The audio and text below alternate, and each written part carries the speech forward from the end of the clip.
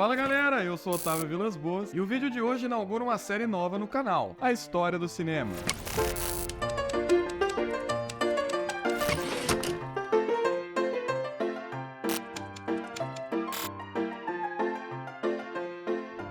E dessa vez, eu já vou começar pedindo para você se inscrever no canal, porque o vídeo de hoje é bem completo e deu bastante trabalho fazer essas pesquisas. E vamos pro vídeo. O cinema que nós conhecemos hoje não se parece muito com a primeira versão dele. Isso nos mostra que o que vamos entender aqui sobre cinema é sempre um ponto do processo de desenvolvimento dessa arte. Isso deixa claro que não existe um ponto exato onde nasceu o cinema, mas hoje você vai entender como surgiu essa coisa toda. Você já deve conhecer a segunda revolução industrial, né? Bom, basicamente, foi uma época onde a humanidade se desenvolveu tecnologicamente em poucas décadas, bem mais do que havia se desenvolvido durante toda a sua existência. Ela se iniciou na segunda metade do século XIX, entre 1850 e 1870, e finalizou-se no fim da Segunda Guerra Mundial, entre 1939 e 1945. Essa era marcou uma enorme transformação do que era a vida para o que é hoje. Fábricas e maquinários, o automóvel em 1897, inventado por Carl Benz. Alexander Graham Bell inventou o telefone em 1876. Thomas Edison a lâmpada elétrica em 79. Enfim, esse período foi recheado de revoluções na maneira do ser humano viver. Essa coisa do mundo estar se tornando um lugar novo deixou a galera um tanto animada. Todo mundo passou a querer mais lazer, entretenimento, coisa nova. Aí começam a pensar em misturar arte com tecnologia. É aí que começa a se desenvolver o cinema. Até esse ponto, a fotografia já tinha sido inventada por Joseph Coloca depois na edição. Esse nome aí que você tá vendo na tela, em 1823. E a partir de 1833 surge o fenacitoscópio. Um físico belga chamado Joseph Plateau acabou inventando o fenacitoscópio a partir de uma pesquisa que ele vinha fazendo. O fenacitoscópio consiste em um disco com uma série de imagens sequenciais desenhadas em suas bordas. Quando o disco é girado rapidamente e o observador olha através de ranhuras na borda, as imagens parecem se fundir, criando a impressão de movimento. Essa invenção foi um passo importante no desenvolvimento da tecnologia que levaria ao cinema. Em 1872, um cara chamado Edward Muybridge foi contratado pelo governador da Califórnia naquela época, Leland Stanford, para provar que um cavalo chegava a tirar de uma só vez as 4 patas do chão durante seu galope. E eles só queriam tirar a dúvida por causa de uma aposta do governador. O cara estava munido de 24 câmeras, guarde bem esse número. Ele tirou 24 fotos em sequência e o governador ganhou a aposta. Mas o cara percebeu que as 24 fotos que ele tirou, vistas uma atrás da outra de forma rápida, geravam uma ideia de movimento. Ele apresentou isso em uma reunião na San Francisco Art Association e meio que mostrou para o mundo que seria o pontapé inicial do cinema. A partir de 1885, veio um cara chamado George Eastman, o fundador da Kodak, e foi o responsável pelo aperfeiçoamento do rolo de papel fotográfico, não o de celuloide. O de celuloide ele mesmo inventou, mas 4 anos depois. Com esse rolo de fotos em sequência, um em cima das outras, um cara chamado Etienne Jules Marey, acho que é esse o nome mesmo, inventou a primeira câmera. Ele chamou ela de Chronophotograph. Só que aí vem o plot twist. Esse cara era um cara que fazia pesquisas com animais. Foi ele que construiu as 24 câmeras do outro cara, o Edward Muybridge. Ou seja, essa criação foi meio que dos dois. A partir daí, os americanos tentam deixar as coisas mais quentes. Thomas Edison, o Elon Musk daquela época, viu que era um caminho promissor e resolveu botar pra fuder. Ele colocou um cara chamado William Kennedy Lowry Dixon, ou só William Dixon, pros mais chegados, pra dentro da equipe dele. Isso porque esse cara já tinha inventado o kinetofone, a máquina que rolava o rolo de 35mm e capturava imagens, uma câmera de vídeo. A equipe dos caras então criaram um fodendo cinetoscópio, uma máquina que exibia esses filmes e que foi levada até o público em 22 de maio de 1891, nos laboratórios Edison, em Nova Jersey. Aí que vem os irmãos Lumière, que você já deve ter ouvido falar. Esses caras eram sócios e herdeiros da... Vamos lá, olha o nome. Société Anonyme de Plaquet et Papier Photographique Antoine Lumière et ses Fils. Os irmãos Lumière viram a invenção do Thomas Edison e pensaram em uma outra coisa. Ao invés da exibição ser como era no kinetoscópio para uma só pessoa, ela poderia ser diferente, para várias de uma vez. Aí os caras criaram, em 1895, o cinematógrafo. tendo a sua primeira exibição em 22 de março de 1895, para membros da Société d'Encouragement pour l'Industrie Nationale em Paris. O cinema só virou essa coisa fantástica por conta da capacidade humana de criar coisas novas. No teatro, sempre foi assim, tentando fazer tudo virar fantástico. Não ia ser diferente no cinema. Conheça Georges Méliès, o homem responsável por criar os efeitos especiais nos filmes. O cara utilizava inúmeras técnicas que ele mesmo inventou para manipular o que a gente via na imagem.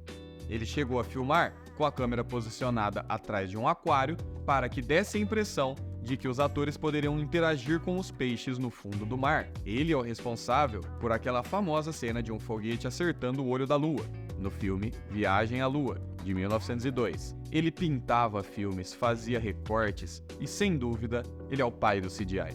A gente poderia aqui falar um monte sobre os irmãos Lumière e de Georges Méliès, porque, claro, eles têm muita coisa marcada na história. Mas agora, vamos para uma passagem do cinema que mudou um pouco o rumo das coisas. Depois desse período mais artístico do cinema, movimentado pelo interesse da população nessa novidade que era o vídeo, os olhos humanos cresceram para trazer a consolidada arte do cinema em um brilhante negócio. Essa era é marcada por Charles Pathé. Esse cara, que era vendedor de fonógrafos, aparelho criado pelo Thomas Edison, começou em 1896 a vender câmeras e projetores de cinema. Ele deu uma olhada nessa coisa lucrativa e se associou aos seus irmãos Émile, Jacques e Théophile Pathé e fundaram a Pathé Frères com o intuito de produzir cinema. Pronto, o cinema virou mercado. Esses caras produziram filmes como História de um Crime, Cinderela, Ali Baba e os 40 Ladrões, mas essa produtora chegava a fazer um filme a cada 2 dias, logo não se podia esperar muita coisa.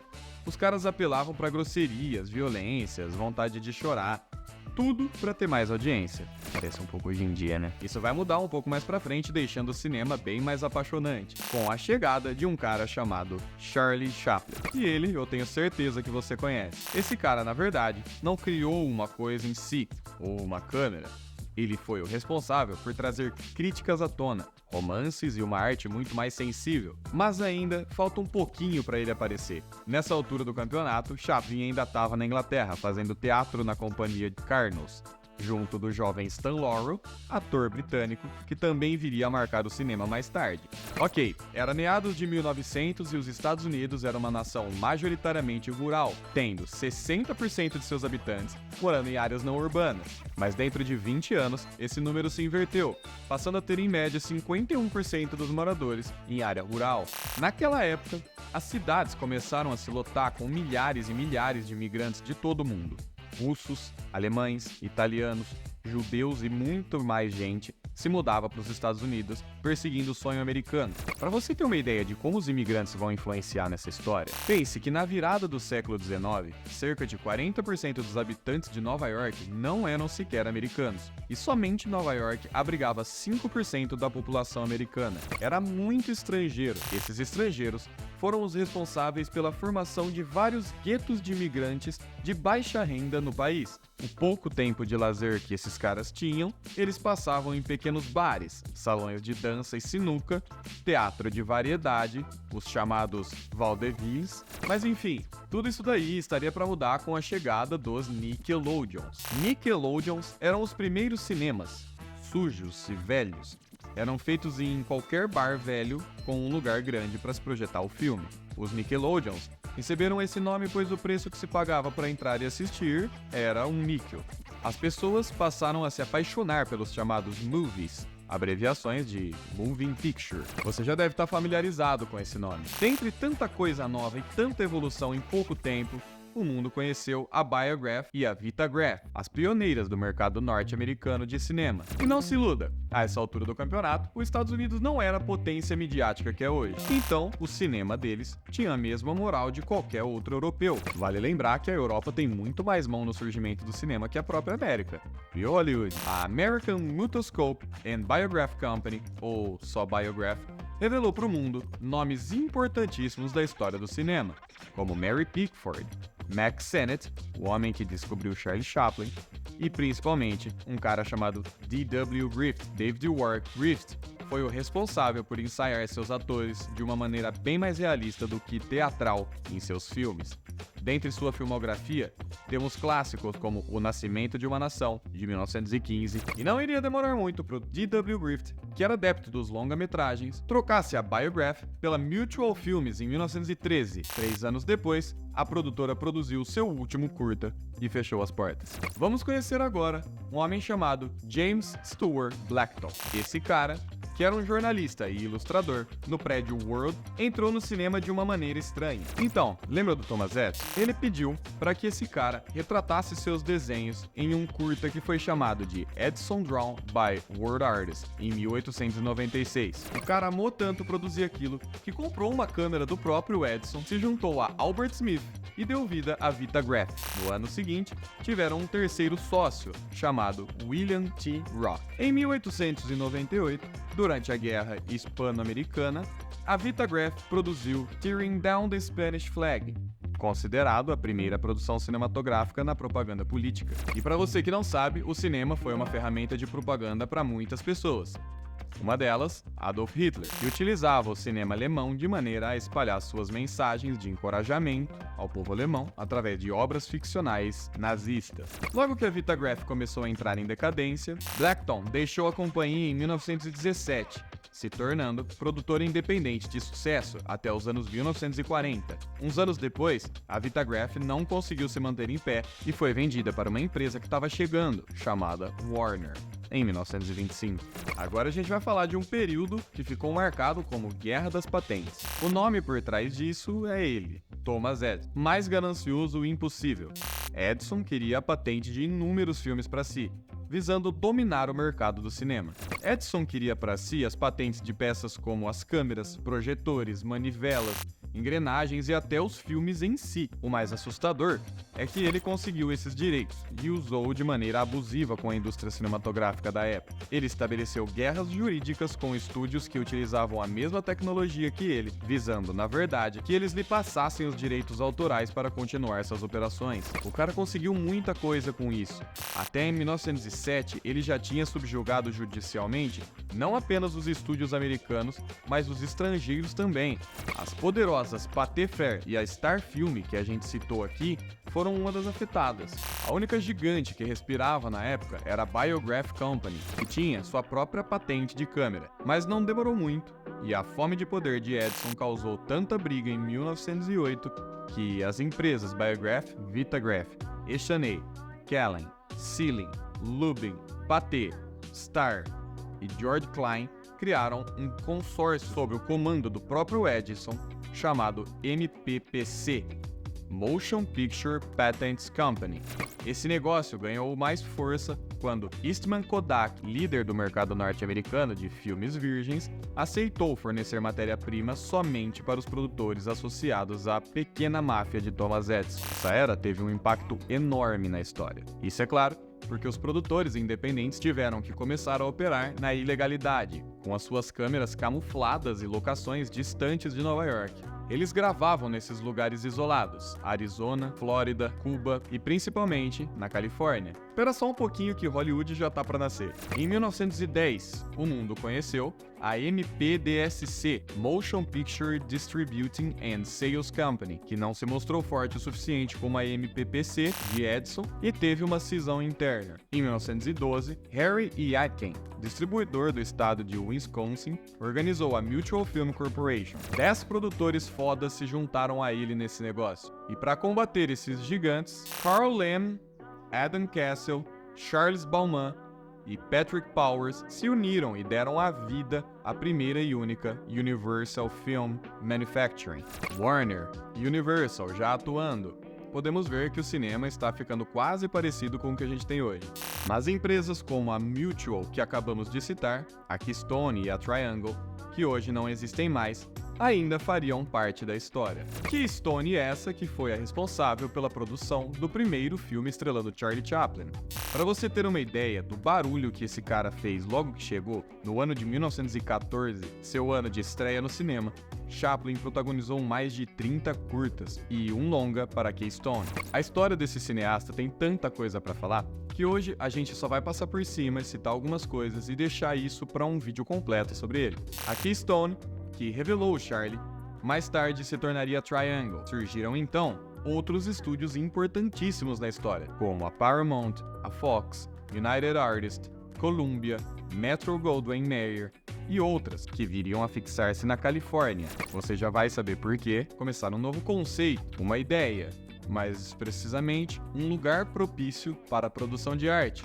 Filme, cinema. Senhoras e senhores, Hollywood estava dando seus primeiros passos. A indústria cinematográfica pedia muito mais do que a costa leste podia oferecer. Isso por conta das nevascas e chuvas que atrapalhavam as gravações e faziam com que a indústria não suprisse a demanda. As pessoas queriam cada vez mais filmes no cinema.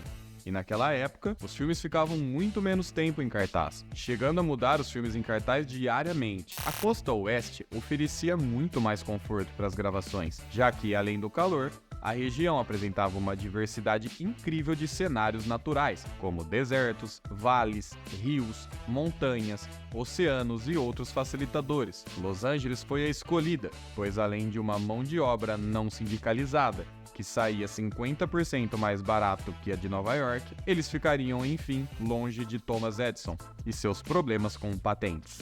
Em 1910, então, próximo de Santa Mônica, num subúrbio cheio de terrenos baratos, um quadrilátero formado pela Sunset Boulevard, Melrose, Gower Street e Western Avenue acolheu a região de Hollywood, ainda chamada de Hollywoodland. Em 1920, nós já tínhamos confusão dessa palavra Hollywood com o próprio nome cinema em si. O conceito de celebridade estava nascendo. Hollywood viria a se tornar um celeiro de famosos. Com a visibilidade que esse ramo trazia, os artistas começaram cada vez mais a buscar o estrelato e assim conhecemos as primeiras celebridades. Um dos fatores que deram total força ao surgimento desse conceito foram as premiações que surgiram nesses anos. O próprio Oscar, por exemplo. Mas espera aí que esse assunto é um outro episódio dessa série de cinema. A gente vai dedicar um episódio inteiro pro Oscar. E se você não quer perder esse vídeo, já se inscreve aqui no canal. Bom, cinema estabelecido, Hollywood estabelecida,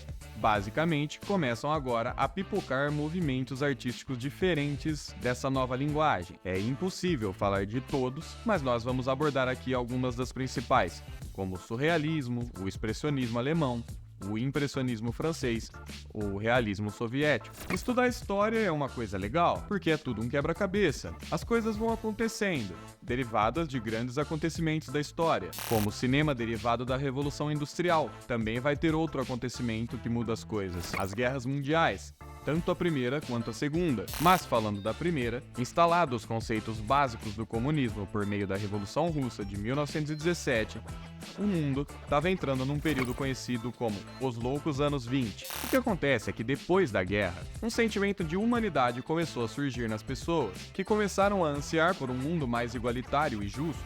O surrealismo surgiu nos loucos anos 20, e uma de suas principais características era o desprezo pelo pensamento logicamente enraizado, enquanto valorizava o fantasioso, irracional e o sonho. Ele começou junto ali a psicanálise e conquistou apreciadores no mundo inteiro, principalmente porque na época Sigmund Freud afirmava que o homem deveria libertar sua mente da lógica imposta pelos padrões comportamentais estabelecidos pela sociedade, dando mais foco aos sonhos e ao inconsciente. Vale lembrar que não estamos falando somente de cinema, tá? Esses movimentos tinham inúmeras maneiras de expressão, como no teatro, em pinturas e também no cinema. Você verá figuras famosas de outras áreas aqui também, como o pintor e pouco cineasta Salvador Dalí. Luiz Buñuel e Dalí estrearam o surrealismo no cinema com o curta Um Cão Andaluz, em 1929. Salvador Dalí viria a fazer mais um filme, A Idade do Ouro, e parar sua carreira no cinema ali mesmo. Buñuel seguiu em frente e firmou o surrealismo no cinema, e dirigiu obras notáveis como A Bela da Tarde, O Discreto Charme da Burguesia e O Anjo Exterminador. Lembra do Charlie Chaplin? O cineasta britânico, que iniciou suas atividades bem antes do primeiro filme considerado surrealista estrear, utilizava de alguns desses tópicos em seus filmes. Inclusive, foi isso que o fez ter um cinema tão diferente do comum na época. Não acabamos de ver que nos loucos anos 20, a população invertia um pouco a visão de mundo, desconstruindo os valores lógicos? Chaplin fazia isso muito antes, conectando a sociedade pobre majoritária daqueles antigos cinemas baratos ao cinema, criando o Vagabundo. Esse personagem era como a personificação da esperança e da alegria. Pobre, passando por situações de miséria, nunca perdia a classe ou tirava o sorriso do rosto, mas vivia pequenas ocasiões de prazer e satisfação ao ir contra o que lhe era imposto. O vagabundo, abertamente no cinema, ousava chutar a bunda de um agente imigratório dos Estados Unidos, sendo Chaplin estrangeiro. Era preso e saía em questões de pouquíssimo tempo. Vivia romances maravilhosos, derrotando uns bandidos em alguns filmes. Outro movimento foi o expressionismo alemão. Dentre todos os movimentos que vamos falar aqui, para mim, esse é o mais interessante. Ele, ao meu ver, é o mais criativo, mais rende frutos e que deixa resquícios da cultura pop, podemos ver hoje.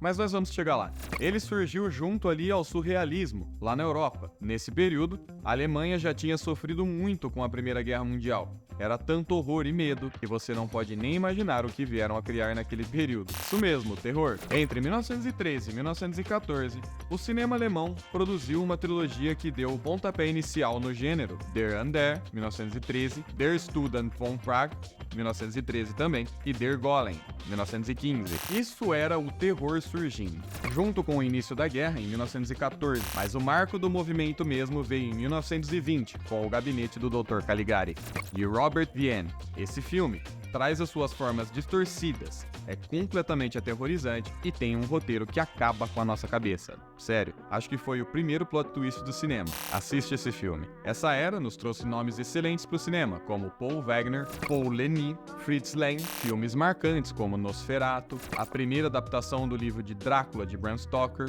Hoje temos inúmeras. Continuando. A Morte Cansada, O Gabinete das Figuras de Cera e O Gato e o Canário, sendo duas dessas obras que a gente acabou de citar, do Paul Leni. Uma quando migrou para os Estados Unidos fazer filmes com a Universal, e a outra, o filme Figuras de Cera, que trazia Conrad Veidt para o papel de Ivan, o Terrível. Por que eu quero falar desse cara? Porque, para os dias de hoje, esse cara, o Conrad Veidt, é muito importante. Na verdade, o legal de estudar a história do cinema em si é ver como as produções daquela época ainda influenciam produções dos dias de hoje. Como funcionam como base e inspiração. Esse cara, o Conrad Veidt, em 1928, estrelou O Homem que Ri. Esse personagem serviu de inspiração para ninguém mais, ninguém menos do que o Coringa. Dá uma olhada como o visual dos primeiros Coringas dos quadrinhos eram idênticos ao cara. Continuando agora com o impressionismo francês. Nessa época, vale lembrar que a França estava totalmente chateada. Eles, que haviam basicamente inventado o cinema, já não estavam com tanta moral. Hollywood já era a capital do cinema e meio que a dona da porra toda. Mesmo vencedora da guerra, a França sofreu uns traumas e ainda estava com a moral baixa por causa de Hollywood. Eles começaram então a tentar se impor, literalmente impressionar as pessoas. Fala, galera, olha que refinado e foda que o cinema francês é. Eles carregavam de poesia e arte nos seus filmes.